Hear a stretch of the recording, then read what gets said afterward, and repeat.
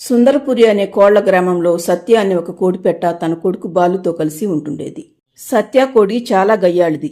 దాని గయ్యాళితనానికి తట్టుకోలేని సత్య భర్త రంగా సత్యాను వదిలేసి కొద్ది రోజుల క్రితమే ఊరి నుండి వెళ్ళిపోతాడు. అయినా సత్య బుద్ధి మార్చుకోకుండా చీటికి మాటికి అందరితో గొడవ పడుతూ ఉంటుంది. ఇలా ఉండగా ఒకరోజు సత్య వాళ్ళ ఇంటి పక్కనే ఉన్న మరొక ఇంట్లోకి సూర్య, మీనా అనే 2 కోళ్లు తమ పిల్లలిద్దరితో పాటు వస్తారు. సూర్య, మీనాలిద్దరూ చాలా మంచివాళ్లు. అందరితో చాలా స్నేహంగా ఉంటారు. వాళ్ళిద్దరూ ఎప్పుడూ మాట వరుసకు కూడా గొడవ పెట్టుకోకుండా తమ పిల్లలిద్దరితో పాటు కలిసి సంతోషంగా ఉంటారు. కానీ తన గయ్యాళితనంతో భర్తను దూరం చేసుకున్న సత్యకు మీనా, సూర్య కుటుంబాన్ని చూస్తే చాలా అసూయగా ఉండేది. దానికి తోడు సత్య కొడుకు బాలు కూడా మీనా పిల్లలతో కలిసి ఆడుకుంటూ ఎప్పుడు మీనా వాళ్ళ ఇంట్లోనే ఉండటం మొదలు పెడతాడు. దాంతో ఒకరోజు సత్య తన కొడుకు బాలుతో, రే బాలు, ఎప్పుడు చూసినా ఎదురింట్లోనే ఉంటావు, ఏముందిరా వాళ్ళింట్లో? ఈసారి గనుక మీనా వాళ్ళ ఇంటికి వెళ్ళావనుకో కాళ్ళు విరగొడతాను. మీనా ఆంటీ వాళ్ళ పిల్లలు నాకు మంచి స్నేహితులు అయిపోయారమ్మా. అందుకే వాళ్ళతో పాటు కలిసి వాళ్ళ ఇంటికి వెళ్తున్నాను. అదీ కాక చంద్ర వాళ్ళమ్మ మీనా ఆంటీ చాలా మంచిదమ్మా. నన్ను కూడా వాళ్ళ పిల్లలతో సమానంగా చూసుకుంటుంది. అలాంటప్పుడు వెళ్తే తప్పేముంది? ఓహో, వ్యవహారం అంతవరకు వచ్చిందా? వాళ్ళ పిల్లలు ఎప్పుడైనా మన ఇంటికి వచ్చారా? మరి నువ్వెందుకురా ఎప్పుడు చూసినా వాళ్ళ ఇంట్లోనే ఉంటావు? వాళ్ళు మన ఇంటికి రాకపోవటమే మంచిదిలేమ్మా. నీ దెబ్బకు నాన్నే తట్టుకోలేక నా గురించి కూడా ఆలోచించకుండా పారిపోయాడు. వాళ్ళు చాలా అమాయకులు. నీ గయ్యాళితనాన్ని అస్సలు తట్టుకోలేరు. ఎంత మాట అన్నావురా? నీకు కూడా నేను అలసైపోయానన్నమాట. ఇక పైన వాళ్ళ ఇంటికి వెళ్ళావో నీ సంగతి చెప్తాను అంటుంది సత్య. కానీ బాలు సత్య మాటలు పట్టించుకోకుండా మీనా వాళ్ళ ఇంటికి వెళుతూనే ఉంటాడు. అది చూసిన సత్య ఒకరోజు మీనాతో, ఏం మందు పెట్టావే నా కొడుకు? నీ ఇల్లు వదిలిపెట్టడం లేదు. నా కొడుకు నా మాట లెక్క చేయకుండా వద్దన్నా నీ ఇంటికి వస్తున్నాడు. నువ్వేం చేస్తావో నాకు తెలీదు. మా వాడు మీ ఇంటికి రావటానికి వీల్లేదు. ఏం మాట్లాడుతున్నావు సత్య? మందు పెట్టడం ఏమిటి? మీ వాడిని మా ఇంటికి రమ్మని నేను చెప్పానా? మా పిల్లలతో కలిసి వస్తున్నాడు, ఆడుకుని వెళ్తున్నాడు. దానికి నన్నేం చేయమంటావు? నీకిష్టం లేకపోతే మీ వాడిని మా ఇంటి వైపుకు రానివ్వకు. అంతేకాని నోటుకొచ్చినట్లు మాట్లాడితే మర్యాదగా ఉండదు. అయినా కొడుకుని కంట్రోల్లో పెట్టుకోలేని నువ్వేం తల్లివి? పిల్లలను ప్రేమతో మన మాట వినేలాగా చేసుకోవాలి. అంతేకాని వాళ్ళను నోటితో శాసించకూడదు అని అక్కడి నుండి వెళ్ళిపోతుంది మీనా. దాంతో సత్య కోడి కోపంతో రగిలిపోతుంది. ఈ మీనా నాకే నీతులు చెబుతుందా? ఈ సత్య అంటే ఏమిటో తెలిసేలాగా చేస్తాను అనుకుంటుంది సత్య. మరుసటి రోజు సత్య కొడుకు బాలు, మీనా కొడుకు చంద్ర బయట ఆడుకుంటూ ఉంటారు. అది చూసిన సత్యకు ఒక ఆలోచన వస్తుంది. అసలు ఈ మీనా కొడుకు ఉండబట్టే కదా మా వాడు నా మాట వినకుండా వాళ్ళ ఇంటికి వెళ్లి ఆ మీనాను పొగుడుతున్నాడు. అదే ఈ చంద్రగాడు లేకపోతే నా కొడుకు ఇదివరకుట్లాగానే ఇంట్లోనే ఉండి నేను చెప్పిన మాట వింటాడు అని ఒక పథకం వేస్తుంది సత్య. ఆ రోజు సాయంత్రం సత్య చెరువు దగ్గరికి వెళ్లి నీళ్లు తీసుకురావటానికి కుండను తీసుకుని బయలుదేరుతుంది. బయట చంద్ర ఒక్కడే ఆడుకుంటూ ఉంటాడు. అది చూసిన సత్య, చంద్ర, నేను చెరువు దగ్గరికి వెళ్తున్నాను. చెరువులో చాలా చేపలున్నాయట. మనం వాటిని పట్టుకుని తెచ్చుకుందాం. వస్తావా? నువ్వెప్పుడు నాతో ఇంత ప్రేమగా మాట్లాడు కదా ఆంటీ. మరి ఈ రోజేంటి నాతో ఇంత బాగా మాట్లాడుతున్నావు? అవును చంద్ర, ఇన్ని రోజులు నేను చేసిన తప్పు అదే. మీ అమ్మ మా బాలుతో చాలా ప్రేమగా ఉంటుంది కదా. అందుకే ఇక నుండి నేను కూడా నీతో మీ చెల్లితో అలాగే ఉండాలని అనుకుంటున్నాను. సరే, ఆలస్యం అవుతుంది, త్వరగా చెరువు దగ్గరికి వెళదాం పద. ఉందంటే మా అమ్మకు చెప్పి వస్తాను. అబ్బా, వెంటనే వచ్చేద్దాంలే చంద్ర. మళ్ళీ మా బాలుగాడు మీ చెల్లి చూశారంటే వాళ్ళు కూడా వస్తామని వెంట పడతారు. మనిద్దరమే వెళ్లి త్వరగా వచ్చేద్దాం పద. సరే ఆంటీ, అలాగే వెళ్దాం పద అని చంద్ర సత్యతో కలిసి చెరువు దగ్గరికి వెళ్తాడు. అక్కడ చెరువులో చేపలు తిరుగుతూ ఉండటంతో చంద్ర వాటిని చూస్తూ, ఆంటీ, అవిగో చేపలు అక్కడున్నాయి. కానీ వాటిని మనం ఎలా పట్టుకోగలం? ఏముంది చంద్ర, చెరువులోకి దూకి పట్టుకోవటమే అని చంద్రను తన కాళ్లతో బలంగా చెరువులోకి తోసేస్తుంది సత్య.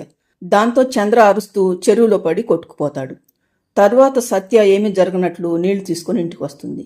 మరోవైపు చాలాసేపటి నుండి తన కొడుకు కనిపించకపోవటంతో మీనా చంద్రను వెతుకుతూ ఊర్లోకి వస్తుంది. అప్పుడు సూర్య మీనాకు ఎదురుపడతాడు. ఏంటి మీనా, ఏదో కంగారు పడుతున్నావు? ఎలా వెళ్తున్నావేంటి? చాలా సేపటి నుండి చంద్ర కనిపించటం లేదండి. ఇంటి చుట్టుపక్కలంతా వెతికాను, కానీ కనిపించలేదు. అందుకే ఇలా ఊర్లో వెతుకుతున్నాను. ఆ బాలు మన చంద్ర ఎక్కడో ఆడుకుంటూ ఉంటారులే మీనా, నువ్వేమి కంగారు పడకు. బాలు ఇంటి దగ్గరే ఉన్నాడండి. అందుకే నాకేదో భయంగా ఉంది. అలాగా, నేను కూడా వస్తా పద, ఇద్దరం కలిసి వెతుకుదాం అనటంతో మీనా, సూర్య ఇద్దరు చాలాసేపు చంద్ర కోసం వెతుకుతారు. కానీ చంద్ర ఎక్కడా కనిపించడు. దాంతో మీనా, సూర్యాలిద్దరూ ఇంటికి వస్తారు. మీనా ఏడుస్తూ ఇంటికి రావటం చూసిన సత్య కోడి లోలోపల నవ్వుకుంటుంది. ఇంతలో చీకటి పడుతుంది. ఆ రోజు రాత్రంతా మీనా చంద్ర కోసం ఏడుస్తూనే ఉంటుంది. మరుసటి రోజు ఉదయం మీనా సూర్యాలిద్దరూ మళ్లీ ఊర్లోకి వెళ్లి చంద్రాన్ని వెతుకుదామని అనుకుంటుండగా అప్పుడు ఒక కొంగ చంద్రాన్ని తీసుకుని మీనా వాళ్ళ దగ్గరకు వస్తుంది. దాంతో మీనా సూర్యాలిద్దరూ ఆశ్చర్యపోవడంతో పాటు తమ కొడుకు తిరిగి వచ్చినందుకు ఆనందంతో పొంగిపోతారు. కానీ తన ఇంటి దగ్గర నిలబడి చంద్ర రావటం చూసిన సత్య కోడికి మాత్రం భయంతో చెమటలు పడతాయి. చంద్రాను చూడగానే మీనా నిన్నటి నుండి ఏమైపోయావు నాన్న? రాత్రంతా నీకోసం ఎంతగా ఏడ్చానో తెలుసా? అంటుంది మీనా. వెంటనే చంద్రాన్ని తీసుకొచ్చిన కొంగ నిన్న సాయంత్రం నేను చెరువులో చేపలు పడుతూ ఉంటే మీ వాడు చెరువులో నీటితో పాటు కొట్టుకొస్తూ కనిపించాడండి. వెంటనే వాడిని ఒడ్డుకు చేర్చి కాపాడాను. అప్పుడే మీ వాడిని మీ ఇంటికి తీసుకొద్దామని అనుకున్నాను. కానీ నా పిల్లలు నన్ను ఇంటి నుండి కదలనివ్వలేదు. అంతలో చీకటి పడింది. అందుకే ఇప్పుడు తీసుకొచ్చాను. ఇక నుండైనా పిల్లల్ని చెరువు దగ్గరకు రానికుండా చూసుకోండి అని చెప్పి వెళ్ళిపోతుంది కొంగ. తరువాత మీనా చంద్రతో నువ్వెందుకు చెరువు దగ్గరికి వెళ్ళావురా? ఇది వరకు ఎప్పుడు అలా ఒంటరిగా వెళ్ళలేదు కదా? నేను వెళ్ళలేదమ్మా, నీకు చెప్పకుండా రానని చెబుతున్నా. బాలు వాళ్ళమ్మే నన్ను చెరువు దగ్గరికి తీసుకువెళ్ళి చెరువులో తోసేసింది అని చంద్ర చెప్పటంతో మీనా సూర్యాలిద్దరూ ఆవాక్కైపోతారు. వెంటనే మీనా సత్య దగ్గరకు వచ్చి చిన్నపిల్లాడికి మాయ మాటలు చెప్పి తీసుకెళ్లి చెరువులోకి తోసేస్తావా? నువ్వు అసలు తల్లివేనా? అసలు నీది ఒక బ్రతికేనా? ఎందుకు అసలు నువ్వు బ్రతకటం? ఇలాంటి బ్రతికే కంటే ఆ చెరువులో దూకి చావు. చిచి అని తన కోపాన్నంతా సత్య మీద చూపించి అక్కడి నుండి వెళ్ళిపోతుంది మీనా. దాంతో సత్య అవమానంతో సిగ్గుతో తలదించుకుంటుంది. అలా 2 రోజులు గడిచిపోతాయి. 3వ రోజు బాలు చంద్ర దగ్గరకు వచ్చి రే చంద్ర, మొన్న మా అమ్మ చేసిన పనికి నన్ను క్షమించరా. మనిద్దరం కలిసి ఆడుకుని 3 రోజులైంది. ఇక్కడైతే మన అమ్మలు చూస్తే మనిద్దరిని ఆడుకోనివ్వరు. అందుకే మనిద్దరం ఊరు బయటకు వెళ్ళి ఆడుకుందామా అంటాడు బాలు. సరే బాలు, నాకు కూడా నీతో కలిసి ఆడుకోవాలనుంది, వెళ్దాం పద అంటాడు చంద్ర. తర్వాత చాలాసేపటికి సూర్య పొలం వైపుకి వెళ్లి వస్తుండగా చంద్ర ఒక చోట బావి దగ్గర నిలబడి అరుస్తూ ఉంటాడు. దాంతో సూర్య చంద్ర దగ్గరకు వచ్చి ఏమైంది చంద్ర? ఎందుకు అలా అరుస్తున్నావు? అయినా నువ్వెందుకు ఇక్కడికి వచ్చావు? అదంతా తర్వాత చెప్తాను నాన్న. బాలు ఆడుకుంటూ ఈ బావిలో పడిపోయాడు, వాళ్ళు బయటకు తిన్నానా అంటాడు చంద్ర. అయ్యో అలాగా అని సూర్య వెంటనే బావిలోకి దూకి తర్వాత బాలుని తీసుకుని బయటకు వస్తాడు. బాలు మాత్రం భయంతో వణికిపోతూ ఏడుస్తూ ఉంటాడు. తర్వాత సూర్య బాలు చంద్రాలను తీసుకుని ఇంటికి వచ్చి జరిగిన విషయమంతా సత్యకు చెప్పటంతో సత్యకు ఏం మాట్లాడాలో తెలియక సిగ్గుతో తలదించుకుంటుంది. తర్వాత సత్య మీనాతో మీ భార్యాభర్తలిద్దరూ నన్ను క్షమించండి మీనా. నీ మీద అసూయతో నేను చాలా తప్పులు చేశాను.